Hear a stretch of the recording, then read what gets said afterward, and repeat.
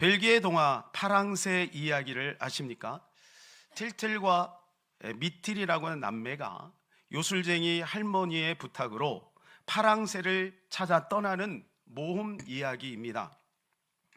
그들은 그 할머니가 이제 사랑하는 딸이 병들어 죽은 것을 알고 그 딸을 위로하기 위해서 파랑새를 대신 찾아 떠납니다. 이 파랑새만 얻으면 이제 그 할머니의 딸이 소생하고 회복될 것을 믿고 떠난 거죠. 그래서 이 파랑새를 찾아서 추억의 나라, 밤의 궁전, 숲속, 공동묘지, 행복의 정원, 미래의 나라를 방문합니다. 다 경험하고 참 희한한 것은 뭐냐면 파랑새를 발견하기도 합니다. 그런데 이 파랑새를 발견해서 이제 가지고 나가면 또 데리고 가다가 갑자기 파랑새가 사라져버리는 그런 안타까운 현실에 봉착을 합니다. 아무리 해도 이 파랑새를 가지고 올 수가 없는 거예요. 그러다가 꿈에서 깨어납니다. 꿈이었어요. 꿈에서 딱 깨어나서 딱 보니까 자기 집안에 기르고 있는 비둘기가 있는데 이 비둘기가 파랑새였다는 것을 깨닫게 되었다라고 하는 내용입니다.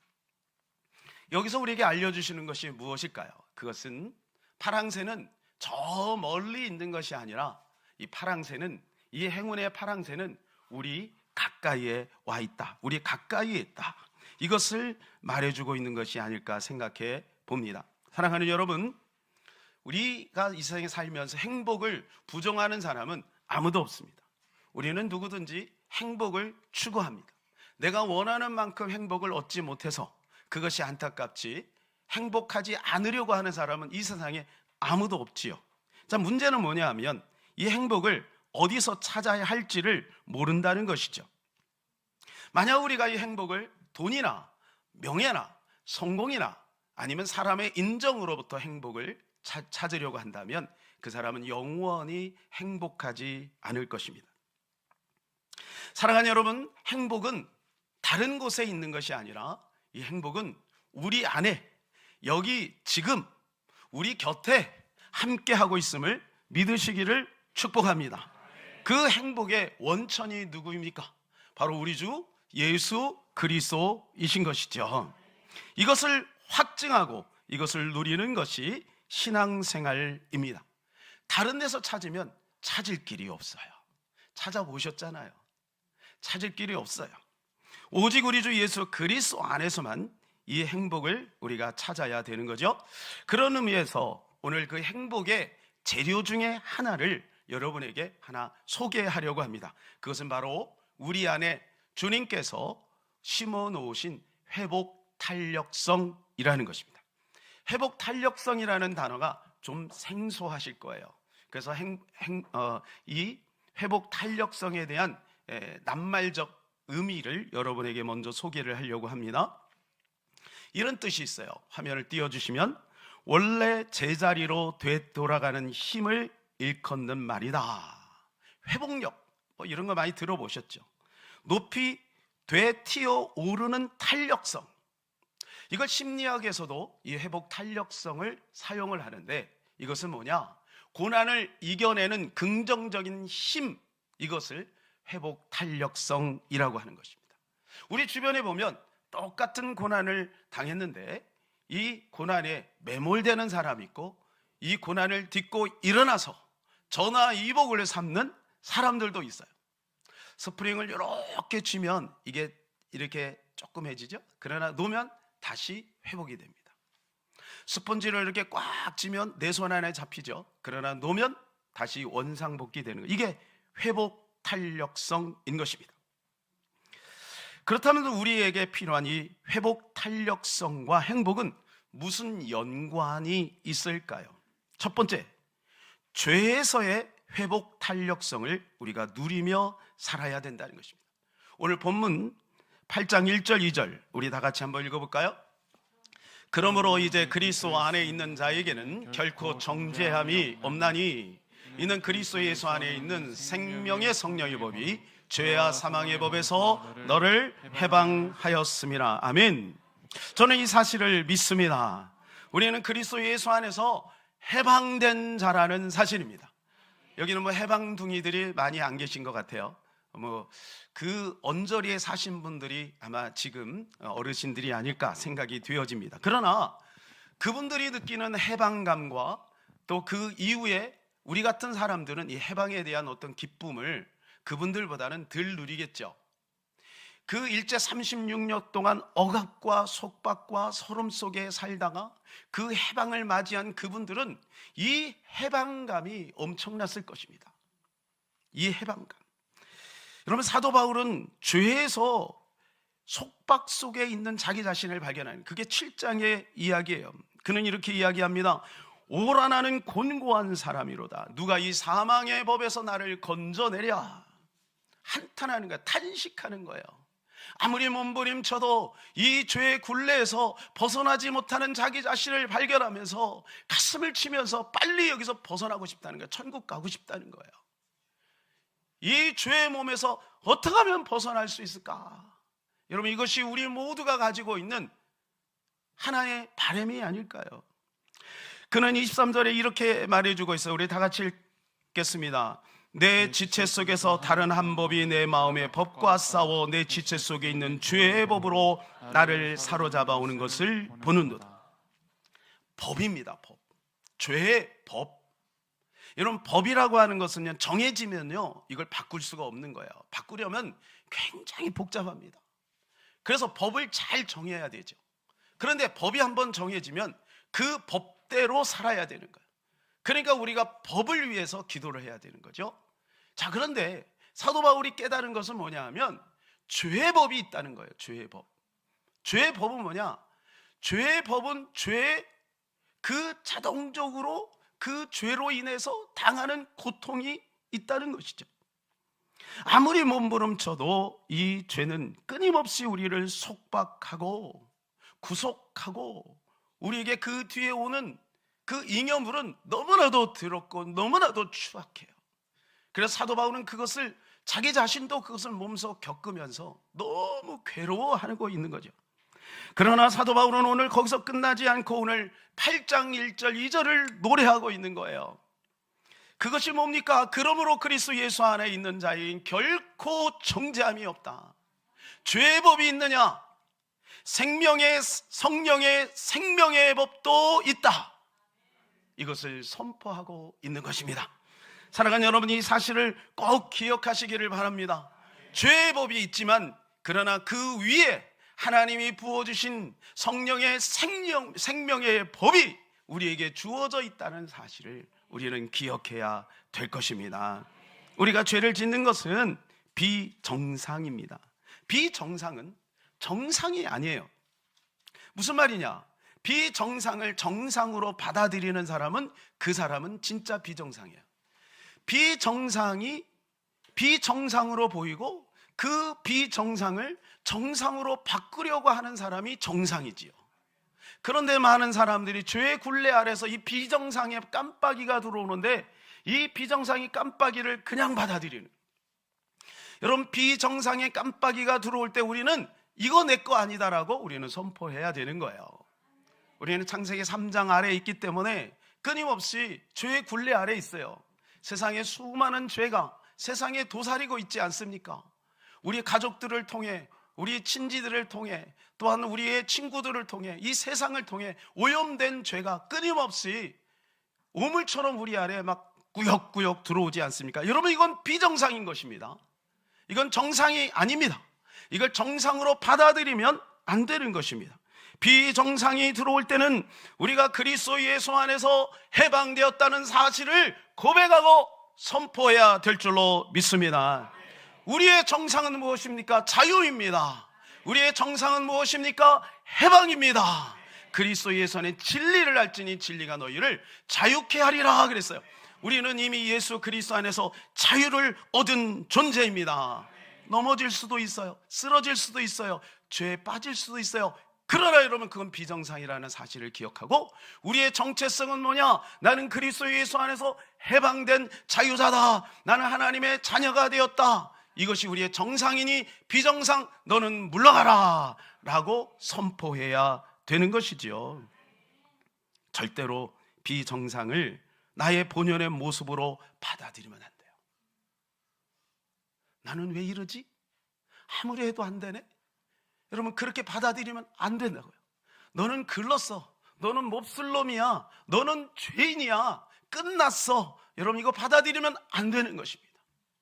그러면 일어설 수가 없는 거예요.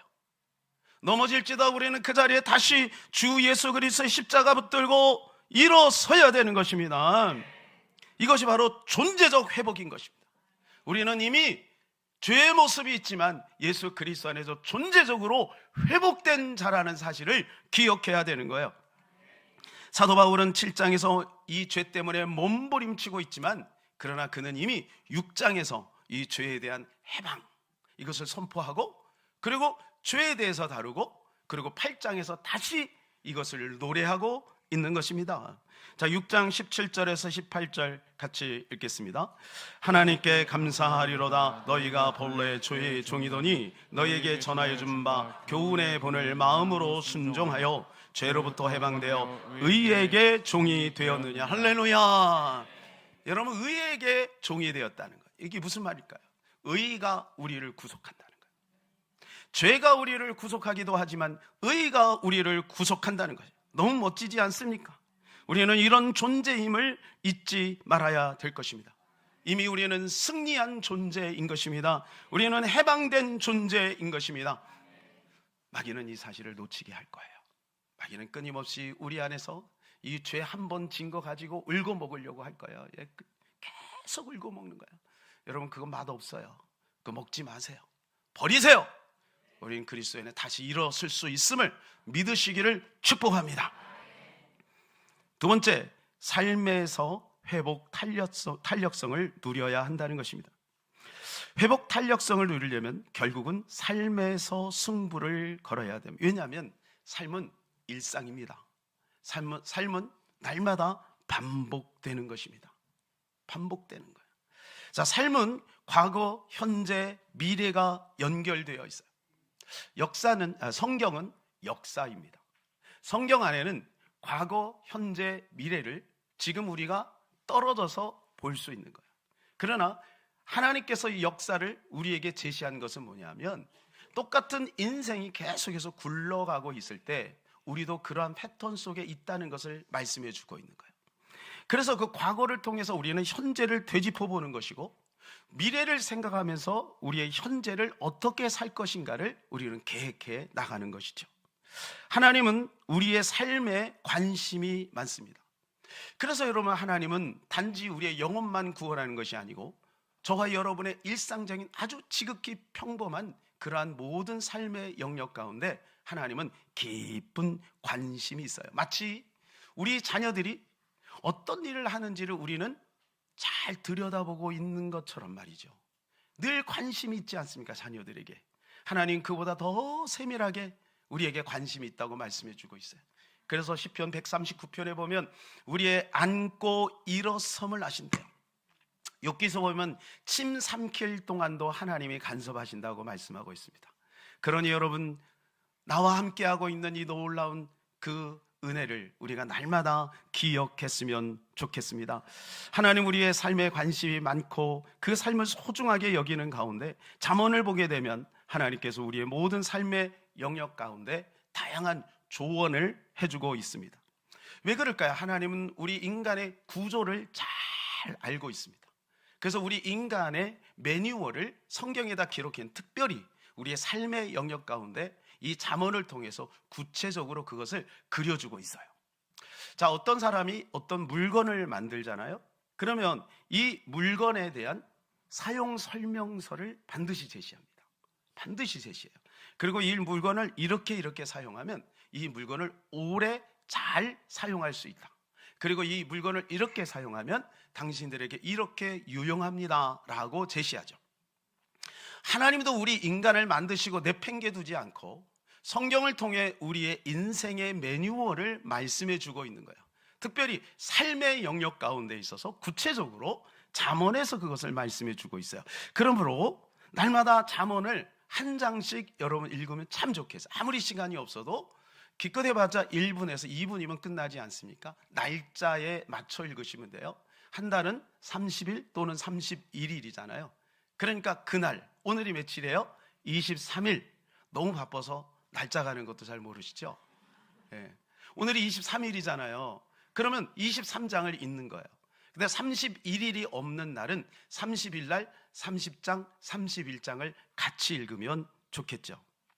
왜냐하면 거기에 인생 매뉴얼이 있어. 아주 구체적으로 얘기해 주세요. 부부관계는 어떻게 해야 되는가? 여러분 더 깊은 단계까지 말씀해 주고 있잖아요. 자녀는 어떻게 길러야 되는가? 사업은 어떻게 해야 되는가? 인간관계는 어떻게 해야 되는가? 말은 어떻게 해야 되는가? 미래는 이렇게 계획해라. 여러분 구체적으로 말씀해 주고 있어요. 여러분 그대로 가면 우리 인생은 아름다워지는 거예요. 우리 인생은 성공의 빛난 자리에 서게 되어 있는 거예요. 그래서 하나님께서는 오늘 우리를 지키시고 보호하시는데 우리는 끊임없이 넘어지고 실수합니다. 이럴 때 우리는 어떻게 이 회복 탄력성을 가지고 일어설 수 있을까요? 그 방법을 오늘 본문에서 소개해 주고 있습니다. 그것이 바로 생각입니다. 생각. 회복 탄력성을 어디다가 적용할 것이냐? 생각에다가 적용하라는 거예요. 자, 5절에서 8절 같이 읽을까요?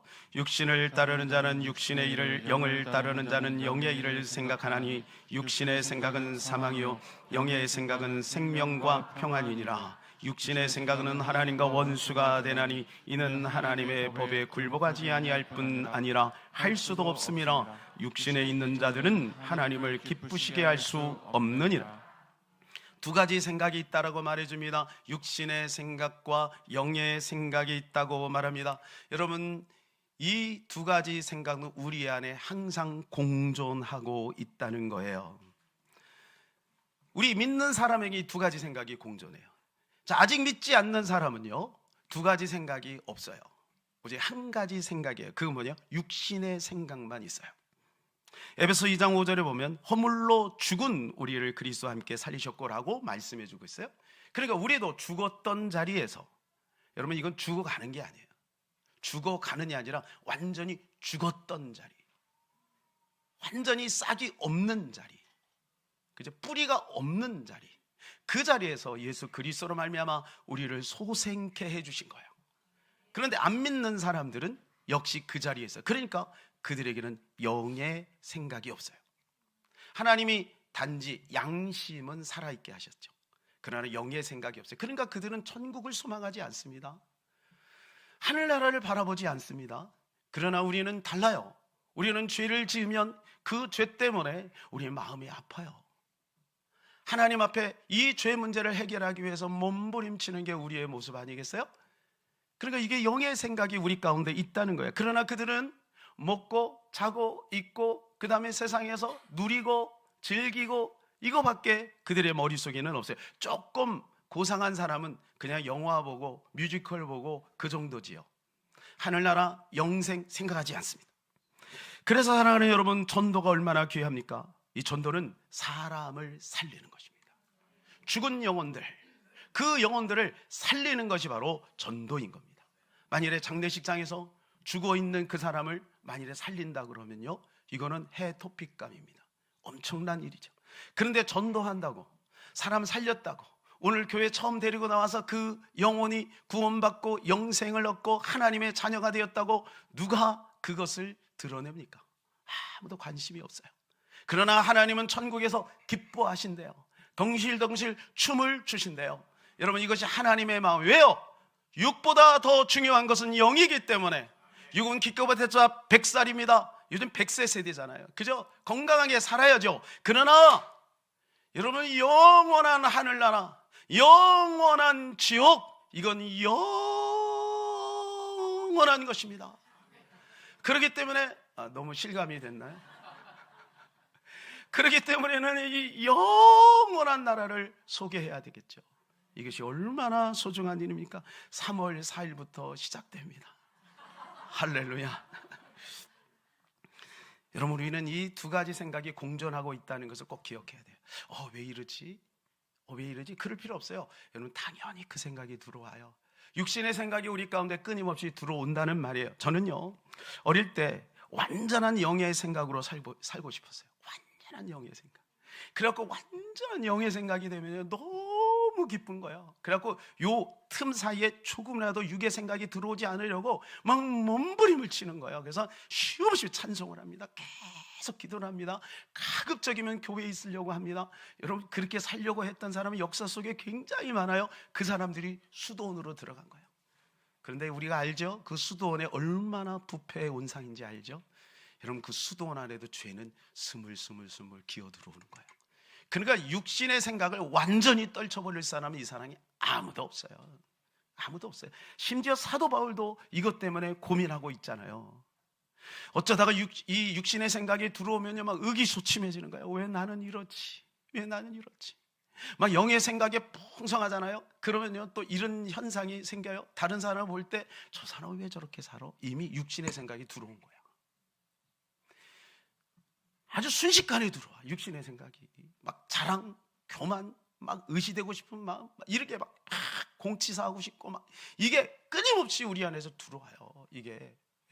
그럼 얼마나 우리가 연약해. 그러면요, 낙심하는 거예요. 아우, 나 그거 싫은데, 나 그렇게 살고 싶지 않은데 왜 그러지?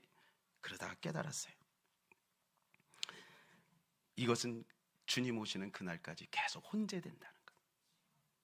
그러면서 우리는 끊임없이, 영은 완전히 새로워졌지만 혼은 아직까지 오염되어 있기 때문에 이것을 성화시켜 나가는 과정 속에 있는 거예요. 그래서 영화의 단계에 가면 주님 완전히 우리 안에 있는 혼적인, 세상적인, 육신적인 그런 걸 완전히 제거해 버리시고 새롭게 새로운 피조물로서 완전한 영화로운 단계에 들어가게 하시는 거죠. 그러나 이 땅에 살 때는 이 두 가지가 항상 혼재되어 있다는 거예요. 그러면 여기서 어떻게 해야 될까? 우리는 넘어졌다가도 빨리 일어나야 되는 거예요. 육의 생각에 들어왔다. 그때 발견하고 깜빡이 들어오네. 깜빡이 들어온다. 야, 가라. 영의 생각으로 빨리 가는 거예요. 그런데 우리가 또 순간 육신의 생각 넘어지. 그럼 빨리 또 영의 생각으로 넘어가면. 여러분, 이게 우리 안에 있다고요. 이게 우리 안에 DNA라고 있다고요. 이 칩이 우리 안에 있다고요. 그것이 바로 예수 그리스도의 이름인 것입니다. 그래서 우리는 거듭난 자로서 날마다 승리하며 살아갈 수가 있는 것입니다. 여러분, 순간순간 우리의 선택이 미래를 만들어 가잖아요. 그런 말 알죠? 순간의 선택이 10년을 좌우한다. 모르십니까? 예, 그런 말 있잖아요. 여러분, 순간순간 선택하는 거예요. 육신의 생각, 영의 생각, 우리가 명확하게 구별은 안 되지만 알죠? 그러면 빨리 육신의 생각을 소멸하고 영의 생각을 취하는 거예요. 회복 탄력성이라고 하는 책에 보면 이렇게 요약을 합니다. 행복을 뇌에 새기는 연습을 하라. 마음에서 우러나오는 미소를 지어라. 긍정적인 정서를 가져라. 감사하기를 계속하라. 규칙적인 운동을 해라. 강점의 발견을 수행하라. 참 좋은 말입니다. 여러분, 육신에 있는 사람들이 이런 것이 어느 정도 효과를 거둘 수 있어요. 그러나 이것은 잎사귀에 불과합니다. 하지만 우리는 다릅니다. 우리는 좀 더 본질적으로 가야 됩니다. 우리는 하나님 안으로 들어가야만 우리는 완전한 회복 탄력성을 가질 수 있는 거예요. 그게 하나님의 말씀인 것입니다. 자, 요한복음 1장 1절입니다. 태초에 말씀이 계시니라. 이 말씀이 하나님과 함께 계셨으니 이 말씀은 곧 하나님이시니라. 그가 태초에 하나님과 함께 계셨고 만물이 그로 말미암아 지은 바 되었으니 지은 것이 하나도 그가 없이는 된 것이 없느니라. 그 안에 생명이 있었으니 이 생명은 사람들의 빛이라. 여러분, 말씀이 있었는데 이 말씀이 하나님이었고 그 말씀이 육신이 돼서 이 땅에 오신 분이 2000년 전에 저 갈릴리 예루살렘에 왔다 갔다 했던 예수 그리스도라고 하는 거야. 그런데 그분이 오셔서 우리에게 빛을 비춰주시는데 그것이 바로 뭐냐 하면 사람들의 빛이라는 거예요. 여러분, 이 빛은 오늘도 예수 그리스도 영접한 모든 사람들에게 비춰져 있음을 기억해야 될 것입니다. 사도 바울은 그리스도 안에를 그렇게 강조했어요. 날마다 in Christ, 그리스도 안에, 그리스도 안에, 그리스도 안에. 여러분, 그것입니다. 우리는 순간 그리스도 밖으로 나갈 수도 있지만 여러분, 이것은 영적으로는 나가지 않아요. 영적으로는 그리스도 안에 있는 것이고 혼적으로 그리스도의 우리의 생각이 밖으로 나갈 수 있죠. 그때 우리는 즉시로 그리스도 안으로 들어오는 거예요. 그러면 삶의 영역 속에서도 날마다 샬롬이 있고 평안이 있고 승리가 있게 되는 것입니다. 이것이 놀라운 하나님이 우리에게 베풀어 주신 축복인 것입니다. 세 번째, 성령 안에서 회복 탄력성을 누리라고 하는 것입니다. 성령 안에서 가능하다라고 하는 것이죠. 성령은 강력한 본래적인 능력입니다. 여러분, 이것은 우리가 만들어낼 수 있는 게 아니에요. 성령은 하나님의 선물입니다. 베드로가 설교하다가, 초대교회 설교하다가 이렇게 성령에 대해서 소개합니다. 사도행전 2장 38절, 베드로가 이르되 너희가 회개하여 각각 예수 그리스도의 이름으로 세례를 받고 죄 사함을 받으라. 그리하면 성령의 선물을 받으리니. 자, 이 말씀이 중요하니까 그리하면 성령의 선물을 받으리니 세 번 시작. 그리하면 성령의 선물을 받으리니, 그리하면 성령의 선물을 받으리니, 그리하면 성령의 선물을 받으리니. 왜 이렇게 표현했을까요? 선물은 주는 이가 있습니다. 받는 이에게 기쁨이 되는 거예요. 가진 자와 안 가진 자는 차이가 있어요. 오늘 어떤 분에게 이 선물을 줄 겁니다. 여러분, 그분에게는 기쁨이 있겠죠. 그러나 여러분에게 별로 기쁨이 없어요. 박수는 칠 수 있죠. 선물은 받은 자만이 아는 거예요. 왜 성령을 선물로 표현했을까요? 사랑하는 여러분, 성령을 기대하시고 받으시기를 축복합니다. 하나님 우리에게 성령을 선물로 준비하고 있다는 거예요. 예수 그리스도를 성령이 아니고는 주시라 시인할 수 없으니 이미 그 성령의 선물이 우리 가운데 와 있는 겁니다. 이 선물을 받아도 이 선물을 활용할 줄 모르면 집에다가 고이고이 모시고 두겠죠. 그리고 집에다가 두고 나는 직장에 갔다가 왔다 갔다 하겠죠. 그러나 이게 너무 소중하면요, 이렇게 여기다가 붙이고 다니는 거예요. 이게 우리 아들이 준 거거든요. 너무 소중하니까 붙이고 다니는 거예요.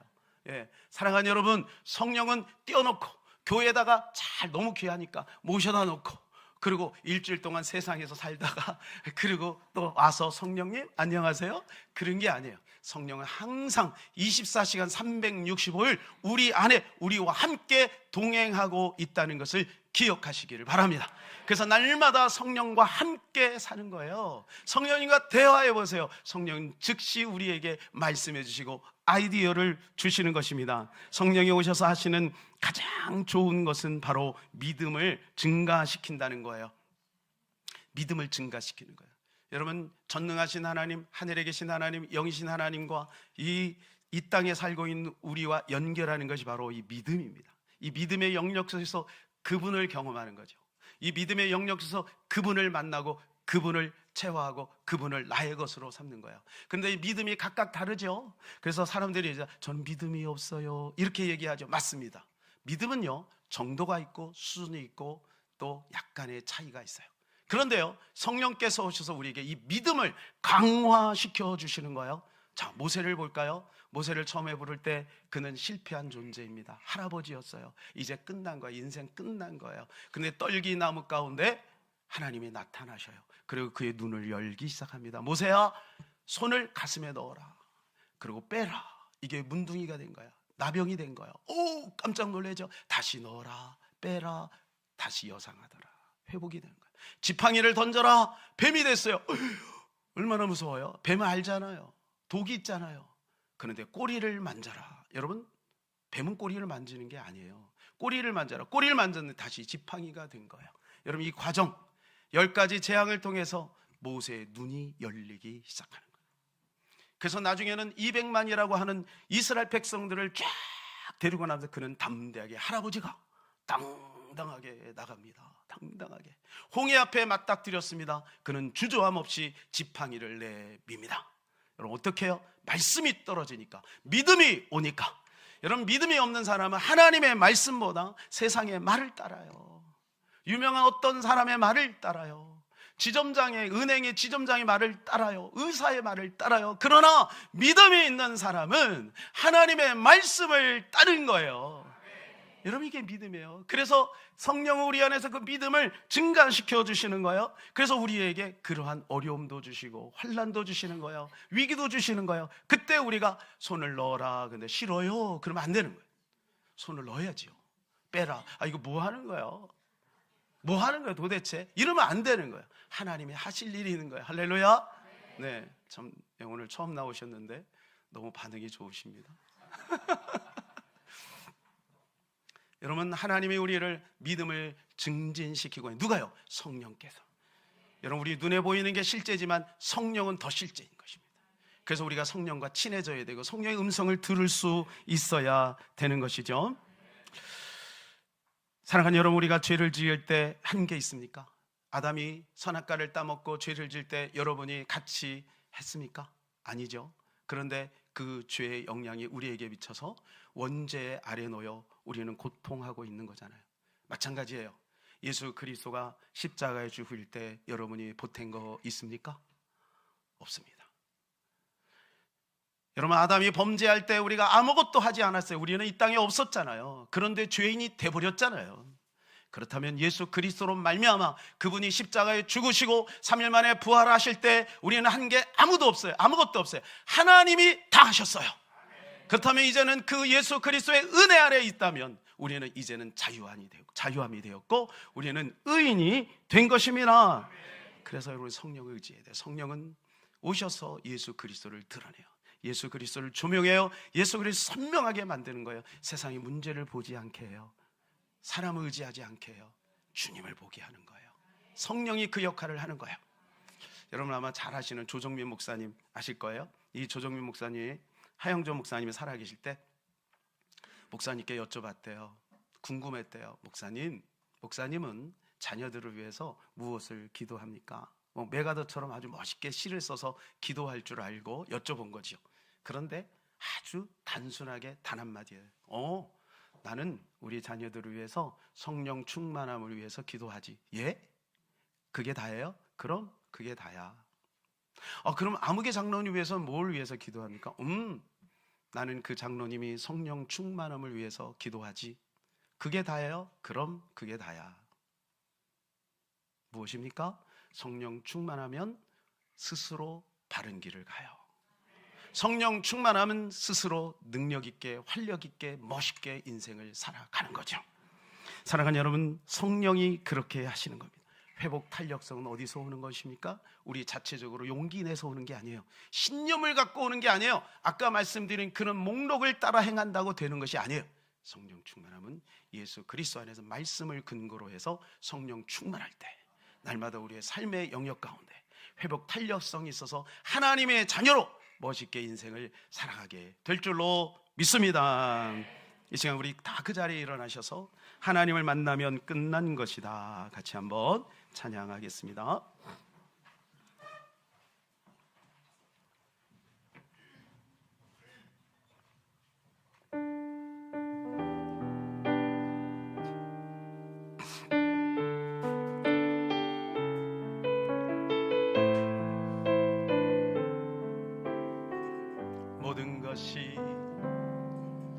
모든 것이 끝났다고 말하니 사람들의 말을 듣지 말아라. 사람들의 말을 듣지 말아라. 하나님은 아직도 너에게서 시선을 떼지 않았다. 세상에서 답을 찾지 마라. 사람들을 의지하지 말아라. 사람들을 의지하지 말아라. 너의 모든 문제는 하나님만이 해결할 수가 기도를 쉬지 마라. 찬양을 멈추지 마라. 하나님이 너를 주목하고 있다. 예배에 집중하라. 말씀을 붙잡아라. 하나님을 만나면 끝난 것이다. 모든 것이 모든 것이 끝났다고 말하니 사람들의 말을 듣지 말아라. 하나님은 아직도 너에게서 시선을 떼지 않았습니다. 시선을 떼지 않았다. 세상에서 답을 찾지 말아라. 찾지 말아라. 사람들을 의지하지 말아라. 너의 모든 문제는 하나님만이 해결할 수가 있다. 기도를 쉬지 마라. 찬양을 멈추지 마라. 하나님이 너를 주목하고 있다.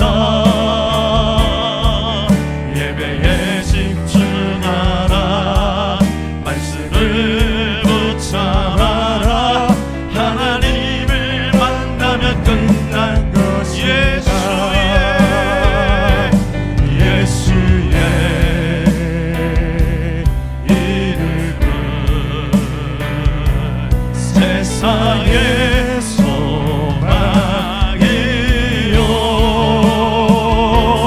예수의 이름은 천국의 기쁨이. 가는 길 멈추지 마라. 가는 길 멈추지 마라. 뒤를 돌아보지 마라. 하나님이 너를 주목하고 있다. 의심을 하지 절대 포기하지 마라. 포기하지 마라. 하나님을 믿으면 끝난 것이다. 예수의 이름은 세상의 소망이요. 예수의 이름은 천국의 기쁨이. 가는 길 멈추지 마라. 가는 길 멈추지 마라. 뒤를 돌아보지 마라. 하나님이 너를 주목하고 있다. 의심을 하지 마라. 절대 포기하지 마라. 포기하지 마라. 하나님을 믿으면 끝난 것이다. 하나님을 믿으면 끝난 것이다. 하나님을 믿으면 끝난 것이다. 할렐루야. 우리가 왜 기도해야 되냐면 이것이 사실이 되도록 기도해야 돼. 여러분, 이것은 우리가 그렇게 살지 않아도 진실로 남아 있습니다. 그런데 그것이 나에게 사실이 되려면 기도해야 돼요. 그러면 그게 믿어지는 거예요. 아, 하나님 만났으니까 끝난 거지.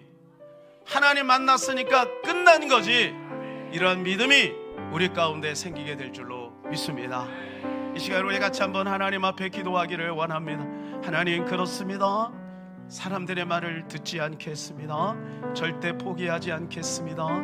하나님을 믿으면 끝난 것인 것을 믿겠습니다. 도와주세요. 성령 충만케 해주세요. 이 시간 우리 주여 한번 간절히 기도합니다. 주여.